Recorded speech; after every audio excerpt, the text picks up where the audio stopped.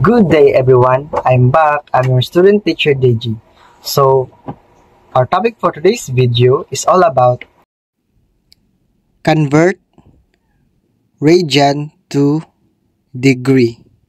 So that's our topic for today's video.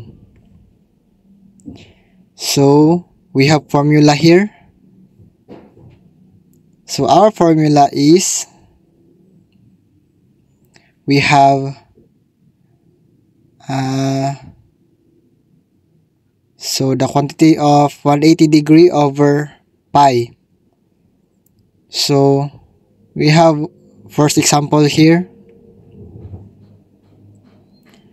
So 7 pi over 4. So ang gagawin natin is convert natin yan into degree. So 7 times 180 degrees divided by 4.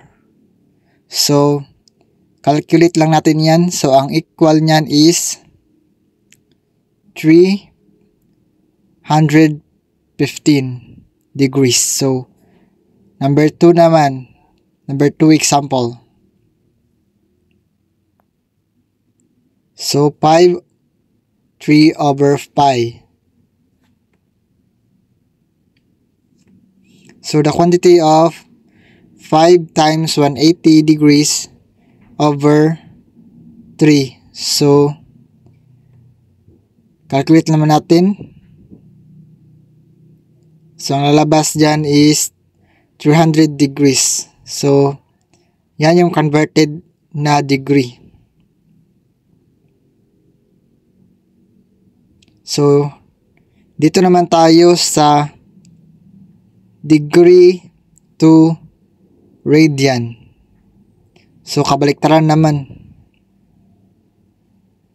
So the formula is, so yung kanina is ang 180 is nasa taas, ngayon naman sa baba. So ang pi naman is nasa taas, pi over 180. So first example here. So we have 300 degrees. So convert natin yan into radian. So gagawin natin.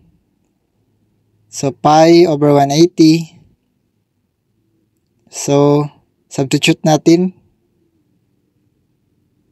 So 5 over 3 pi. So yung nangyari is kinuhan lang natin ang GCF niyan sa dalawang degrees. So cancel yung 0, kunin natin GCF nilang dalawa. So ang GCF nila is 6. So divide natin sila ng 6 both. So 30 divided by 6 equal to 5, and 18 divided by 6 equals to 3. So ang lumabas is 5 over 3 pi.